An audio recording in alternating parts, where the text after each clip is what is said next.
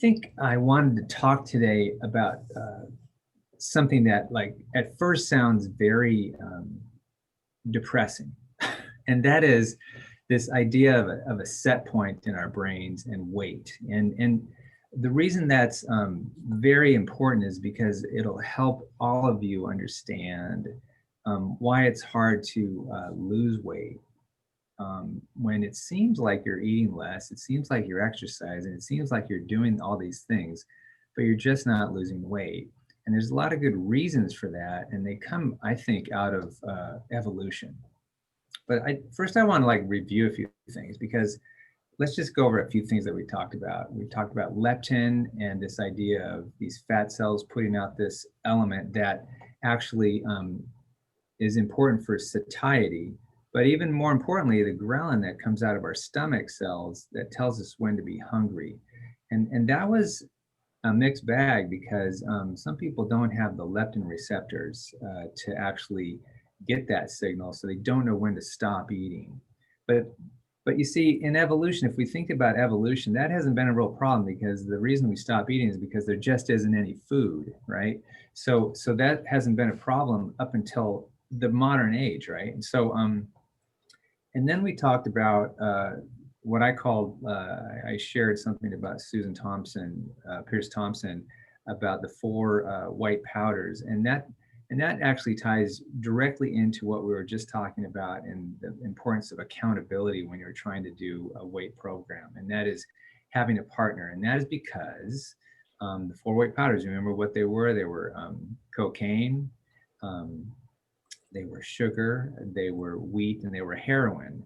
And what's interesting is they all have a very similar effect on their dopamine receptors in our brain, which are the reward receptors in our brains. And isn't that interesting? Then we should probably approach weight loss in the modern age almost as if it's addiction medicine. And that's where the accountability idea comes in, because if you think about Alcoholics Anonymous, about all these successful programs for people, they all are dependent on having a partner. And so that's, I think, where having the partner is so important in weight loss programs and health programs, because there's this addiction thing that has a tendency, or at least the potential to pull us away from some of the things that we know in our brains are healthy, but we just aren't doing them.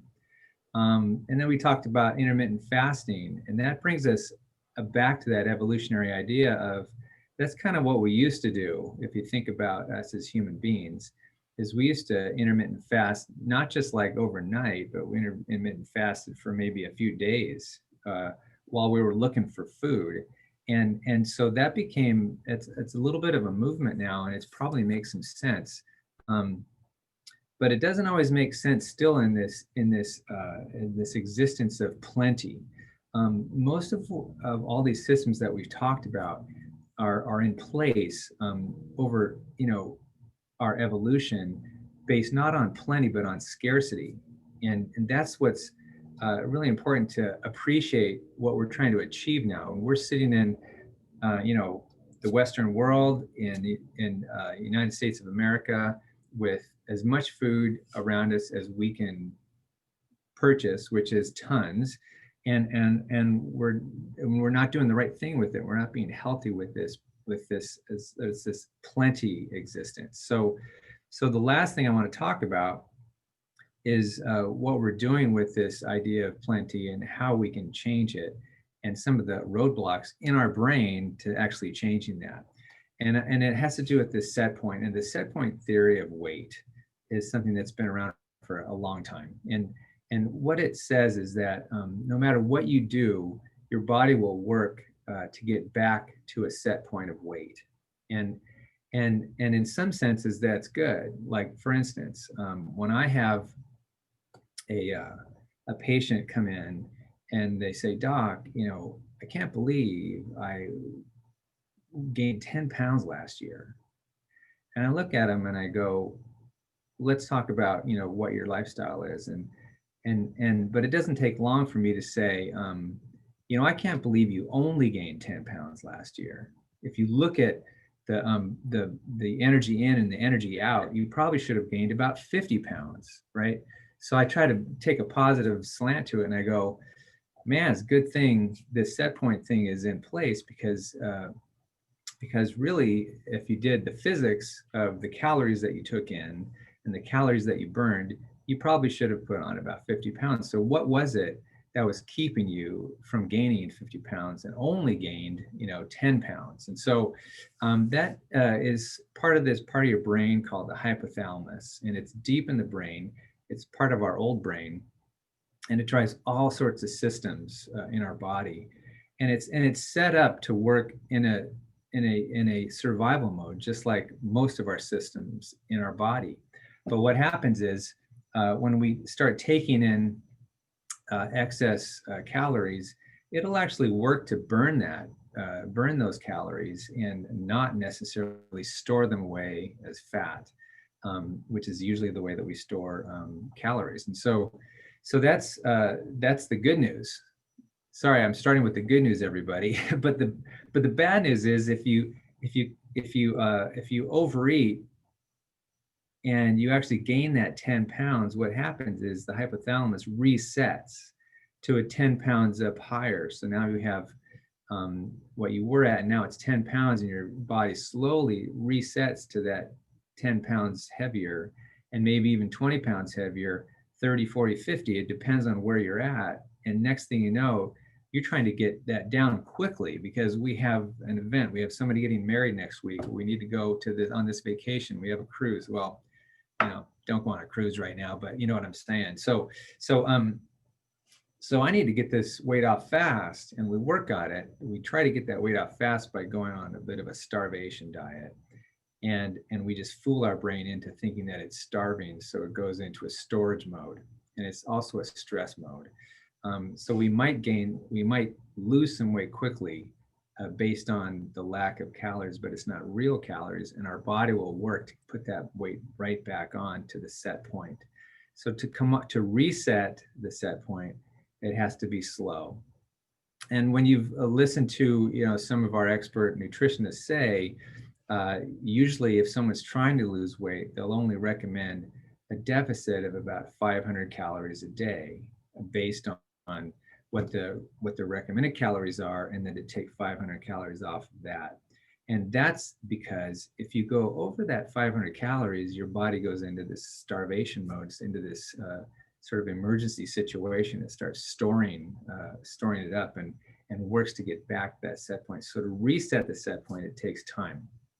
And so when I talk to people about some goals like that, I try to give them plateaus to get to, and think about moving to a desired weight over a certain amount of time, usually a year or two.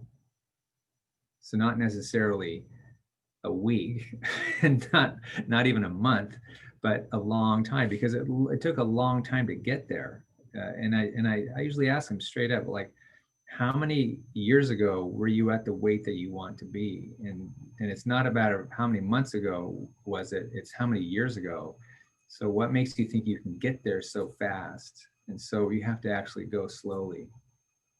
So what's going on in the hypothalamus? Well, the hypothalamus, like I said, is this deep brain structure that signals a lot of areas of our body. One of those is the pituitary gland, and the pituitary gland puts out a lot of important hormones that drive metabolism. And one of those is the thyroid gland, and you've probably all heard of that. And people always say, well, I gained weight because my thyroid. That's a really good reason to gain weight, because a thyroid gland and the axis of the pituitary gland, it puts out the hormone that stimulates the thyroid gland. You all know about thyroid. It's that gland right here in your neck, and it puts out this hormone called thyroid hormone. Isn't that? It's brilliant. What a great name. And so that drives metabolism. And so when you take in calories, it's in charge of burning that up. And so that's the first thing we check when we have people who are struggling with this area. Because if it's a low functioning thyroid and it's not getting the stimulation it should from the brain, there's something to be treated there, and it really makes people feel really good when they improve that thyroid function. It helps them take off calories a little more easily, and it gives them a better feeling of energy. So from a medical standpoint, you have to check those things. What about just plain old stress, and how does the hypothalamus and the hormone response to stress actually operate? And it's also pretty complicated, as most of these systems are. But one of the things that stress does is it drives this pathway to this hormone called cortisol. And cortisol is what we call the stress hormone. And it's put out by your adrenal glands, which are just above your kidneys. And it responds to signals to be released. And what cortisol does is it signals your body to be in an emergency mode, and it starts to store calories as fat.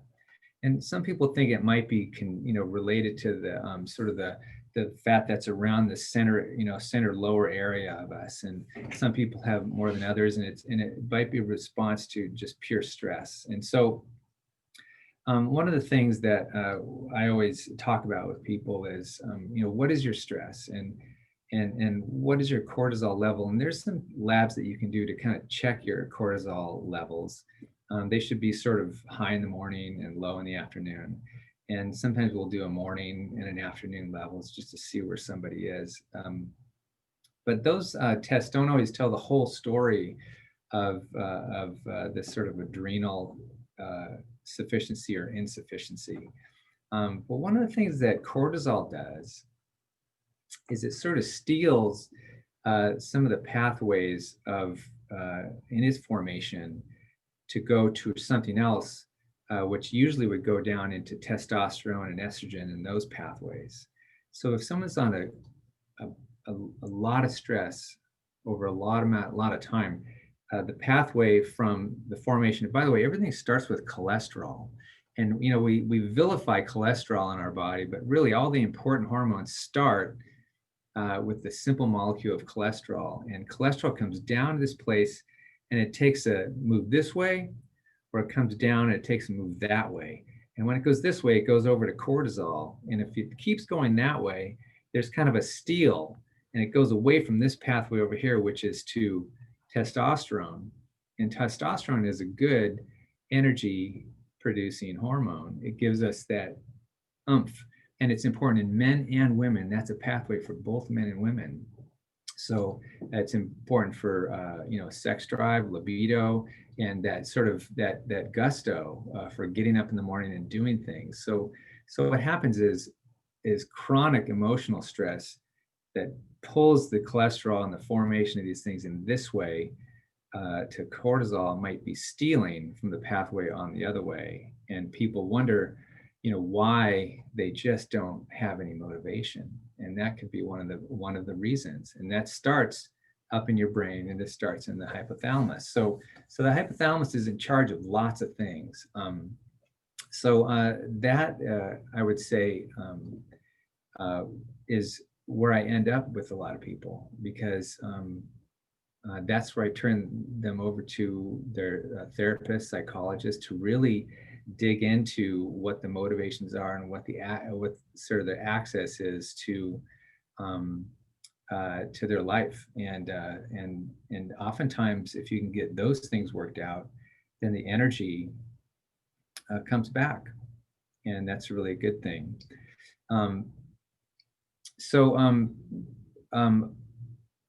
What else is there to talk about in this? The person who comes in who's trying to lose weight then needs to be connected both with people. They need to be connected sometimes with a therapist. They need to have a doctor look at their situation and look at some of these hormone levels and some of these pathways from the hypothalamus that drive our metabolism. And when you say that when you get down on yourself for gaining weight, just remember it was only that much weight, and thanks to your hypothalamus for keeping you at that point, which is a set point. And remember when I say that weight loss is still a physics problem. And what I mean is, as far as I know, in this universe, it's impossible for you to gain weight if you take in less calories than you burn. And I'll check with my exercise physiologist if that's true, but I think that's still true in this universe. And so that's the problem. Yeah, that's our problem. But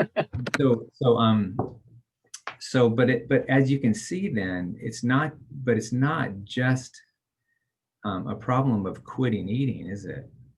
Because by taking in less calories, what signal are you sending to your body? Is the hypothalamus gets that signal and it says, I need to conserve energy. So for people who are trying to lose weight, suddenly they lose all this energy because their basal metabolic rate is going down because it's adjusting to the decreased calories. See, it makes it harder and harder to lose weight. So the starvation thing is sometimes really demoralizing because it doesn't work. The body is working super hard to get back to a new set point. But the reality is it is possible. And it just takes time. It takes patience. It takes a program. It takes friends and the people around you to help you out. And so that's the conclusion to this talk. It's a short one today because I just wanted to remember those things. And that is one, evolutionarily, as human beings, we're not living in a system of scarcity anymore, which is how we've been living in our whole existence from the day one. And now we're in a system of plenty, and we have to adjust to that by making some hard decisions. But I think if you go forward with a little understanding of what your brain is trying to do, you're not trying to fool your brain. You're trying to work with your brain to be healthier. And I think that's super important to understand. But it takes a real level of understanding to even start. But the movement is important. The camaraderie is important. The strength training is also important on a lot of levels. And the reason is you can be using that metabolic energy even when you're resting after doing some strength training. And I think that's a key part of any kind of program. It also improves your life overall because it improves balance, it improves your agility, and it improves your sort of confidence in being able to do things that are challenging. And I think that's important for us as human beings too, is to keep challenging ourselves, challenging ourselves to be creative, to go find out new things. So I think the combination of the strength training with the good diet and the healthy diet and the healthy fats. Remember, we talked about the healthy fats with the intermittent fasting. And I think if you put all that together, you can't lose.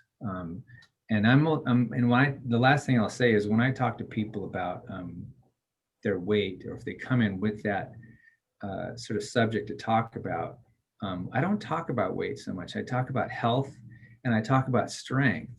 And the reason is the weight will take care of itself if you're eating healthy, if you're active, and if you're doing some strength training. And that's the important thing is people can really be tied to that number and not necessarily understand that, their brain and their hypothalamus, given the healthier sort of existence from a happiness standpoint, will correct itself to a place that's healthy.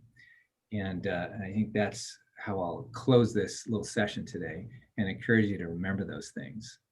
Any questions or comments? I have a question. Yes. It seems that over the decades, in my experience, the set point changed periodically.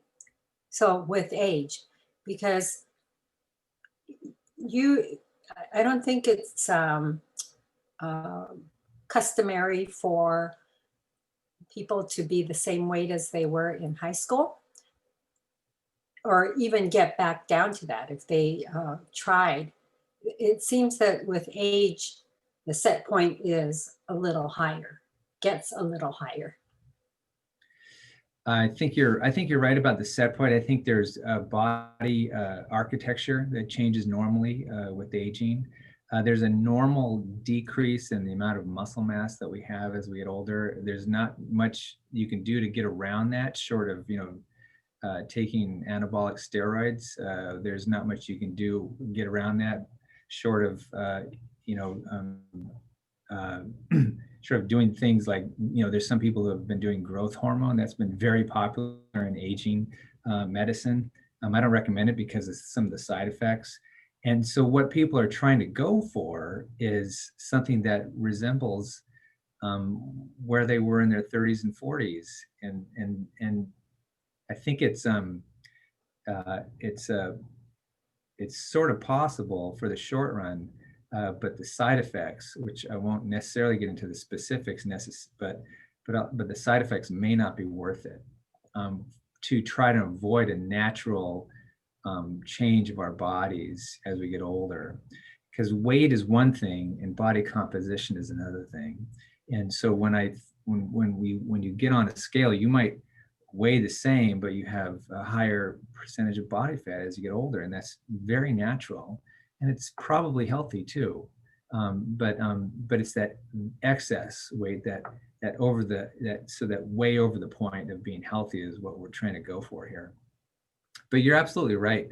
Most people don't weigh the same as they did in high school, and that's very normal. I think it's primarily driven by muscle mass.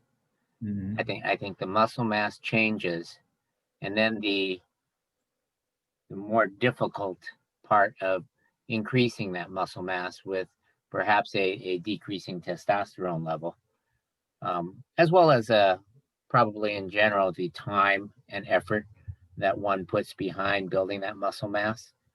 I think that's probably the biggest component I see.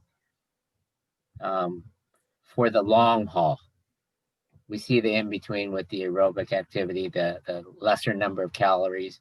If I don't put in X number of miles, there's that adjustment. But I think the items that you talk about, those are all things that we can work on, Jasmine, with our participants.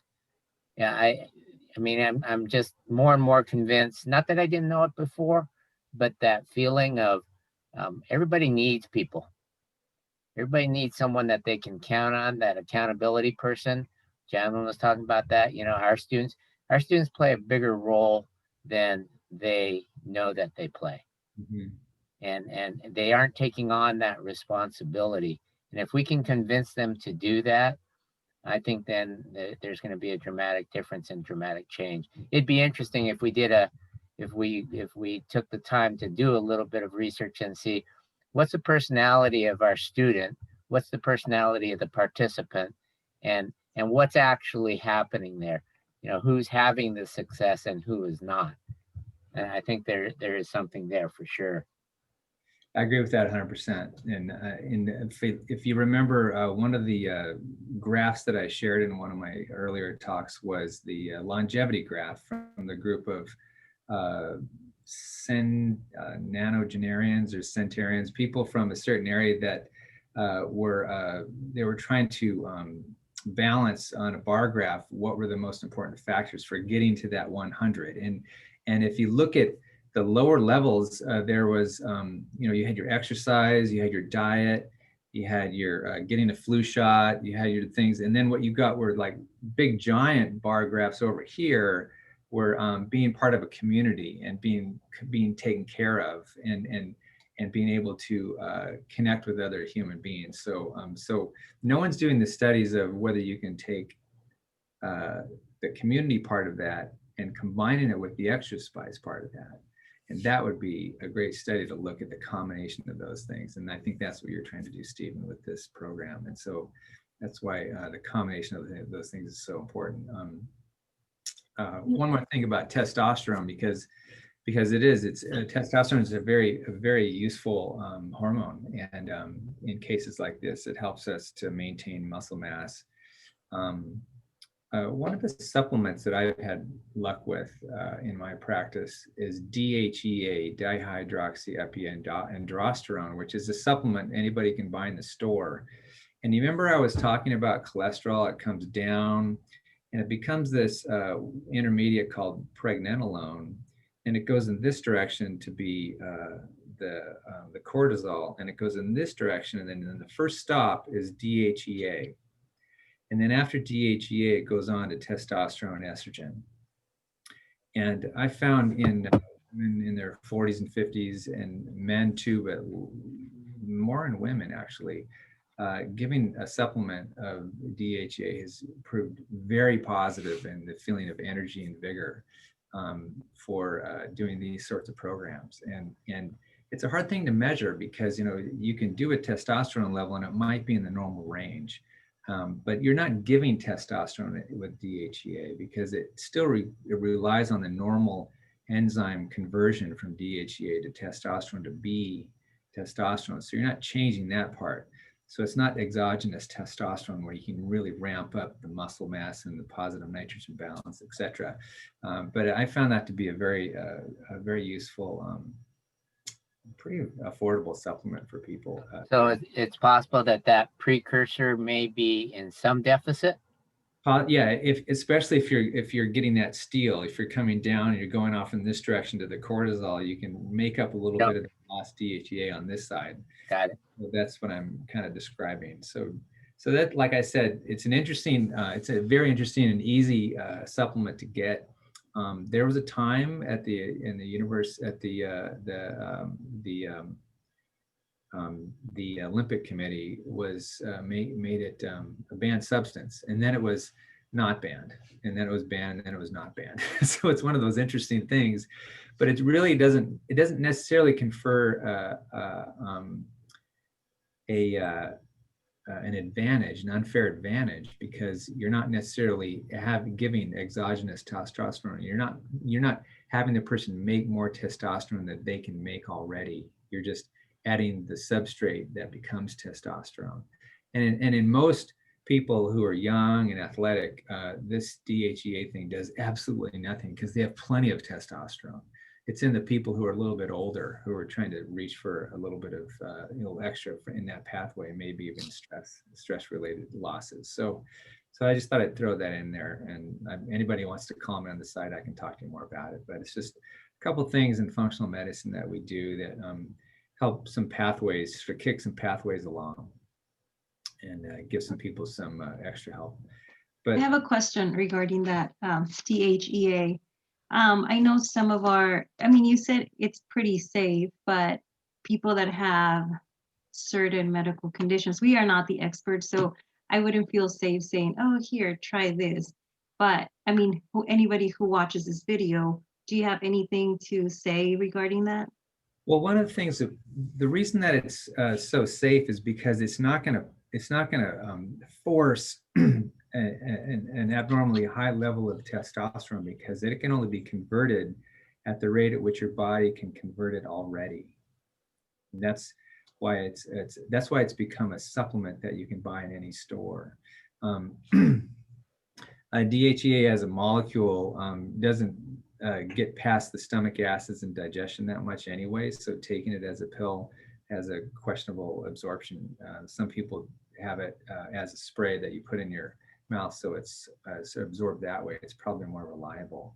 But yeah, it's I see what you're saying about for this group, because this isn't a commercial for this. I'm not representing anybody. I'm just saying things that help in my practice, and I only talk about things that are safe. I'm against, if you didn't catch what I said before, I'm against taking extra testosterone just to pump up and feel like I'm 30 again. I was great at 30, but I kind of like this stage. I like settling in, but that's not. But I understand the draw of feeling better and feeling younger, because it really feels good. I mean, for people who are taking, there's men that I know well that are taking some extra testosterone from their doctor, and they feel great. And and that's terrific. It's just that it may not be natural, and there might be a little bit of a cardiovascular side effect of that, or a price to pay for that extra testosterone hanging around longer. But some of these supplements become, are supplements because one, the FDA doesn't regulate them, but they're also supplements because the FDA isn't interested in making them a prescription substance also. If it were something that were particularly potent, and there are some things that are supplements that are stimulant related that I wouldn't recommend either. There's a lot of herbals that can be quite dangerous for people with heart conditions that again give you energy. There's a lot of protein powders out there that throw some caffeine in there, that throw some energy, some other herbal things in there that can not be the right thing for someone with a cardiac condition, which I don't recommend. But most of these other things that are natural, that are organic, that are food-based are fine. And not everything's the same for everybody, but in this case, I found to be very safe. So. Okay, and then so let's say I want to try it. Do you suggest I take this supplement right before exercising or on a daily basis? It's a daily thing, the DHEA, because you're trying to just feed a pathway.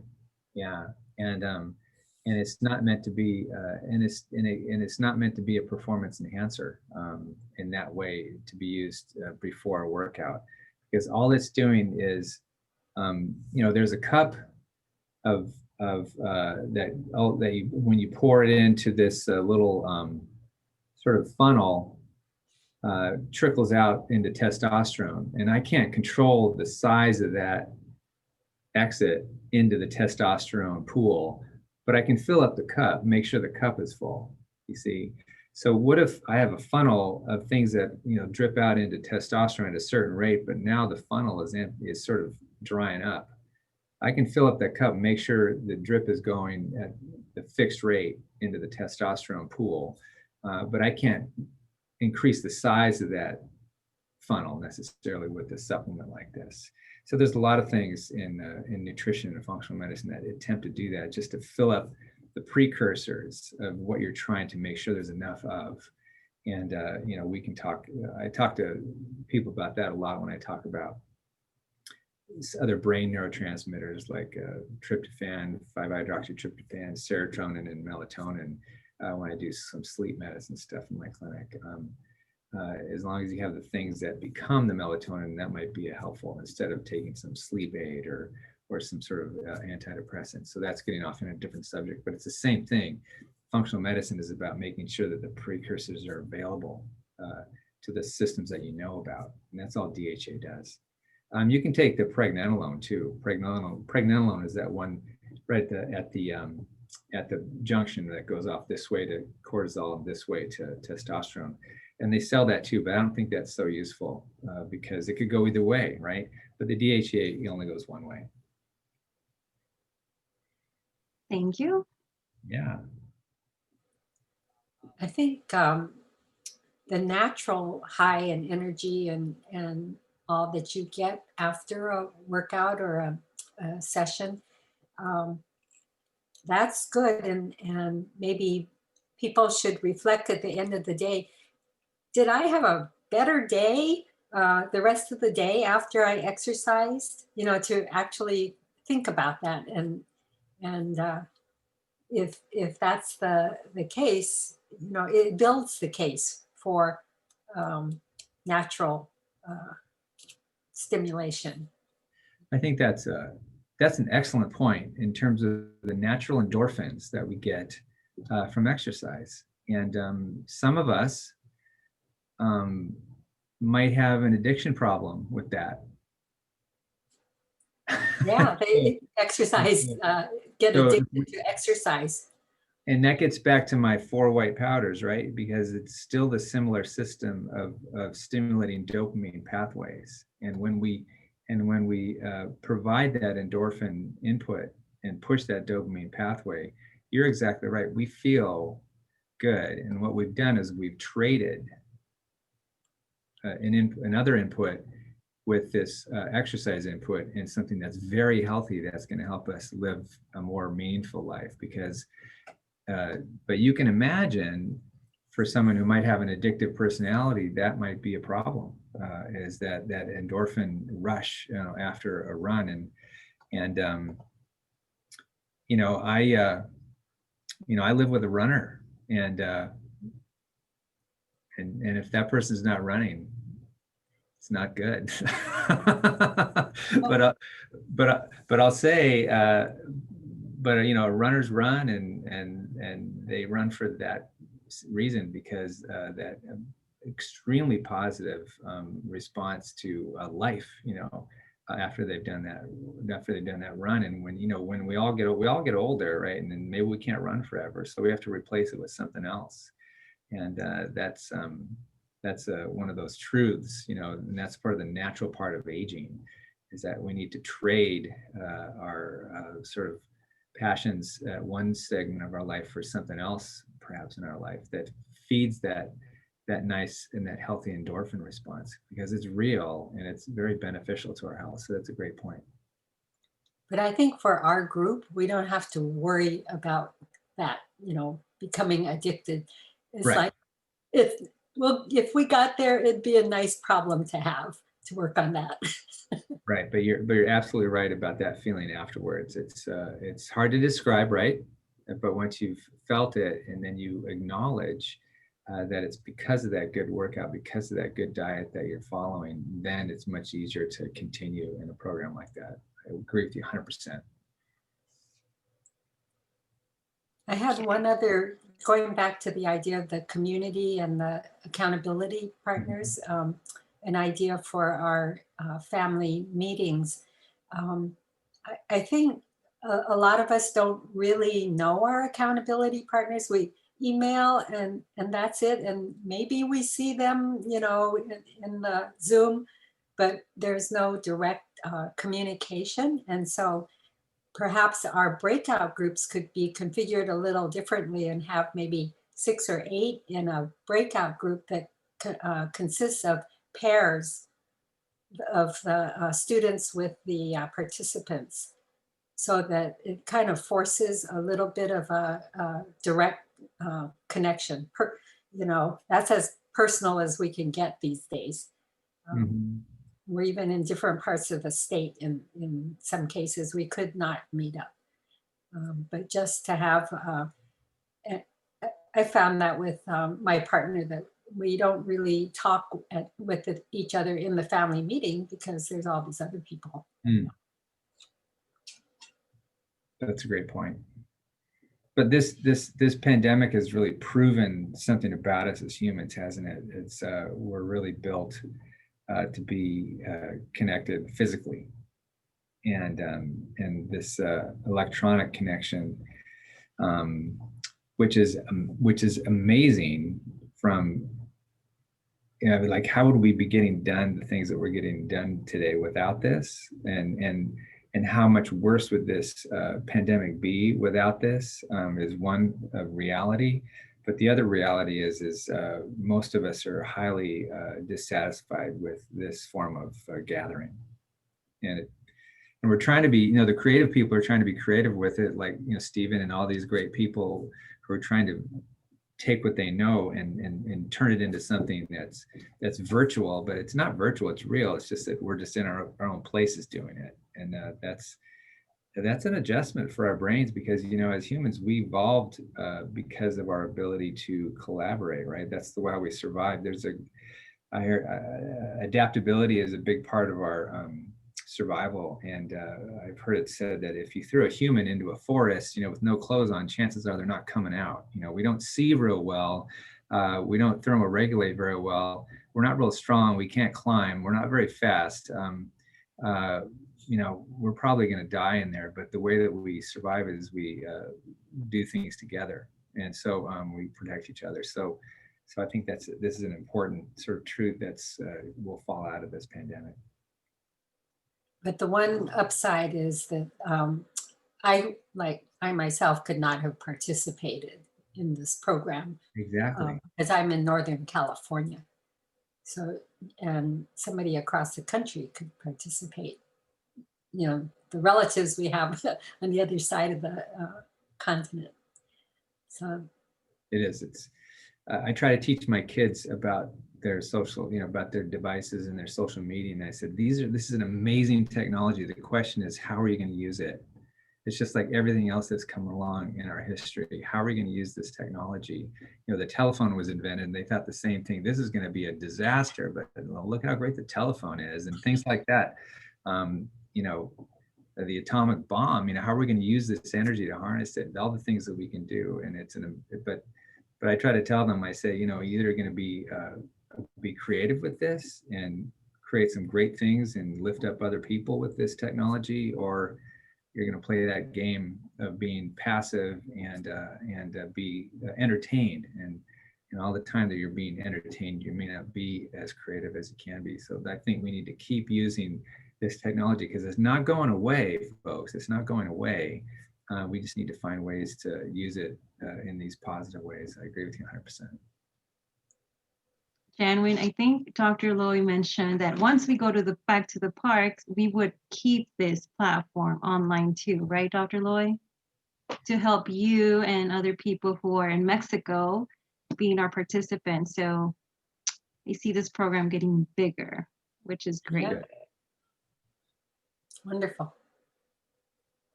Yep, hybrid. Okay. All right. Well, thank you, Dr. Sletton. Great topic. Take care. Thank you, Janwin. We'll see you. Okay, see you later. Bye-bye. Have a great night. See ya.